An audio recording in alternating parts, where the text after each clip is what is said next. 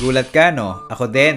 Re-review ko lang kasi itong binili ni Macy's na gimbal. Nag-i-struggle kasi kami kumuha ng outdoor shots. Foldable na siya, di tulad nung katawan mo, di mabaluktot. Ang extended length niya ay 700mm or 70cm. At tumitimbang lang siya ng 250 grams. Not bad. Meron na siya kasamang remote control para hindi ka na mag-uutos ng taga-picture or video. Capable of 360 degrees rotation na siya para umikot ang mundo mo. At may ilaw na magbibigay sa'yo ng liwanag. Kung ayaw mong gumalaw yung phone holder, meron siyang lock dito. Para ma-enable yung gimbal mode, ibaba mo yan at i-press mo yung button sa taas.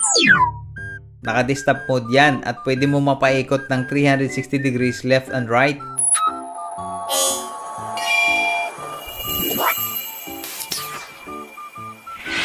Pwedeng patayo or pahiga yung phone mo. Kumuha din ako ng mga ganitong shots para mapakita yung stability niya.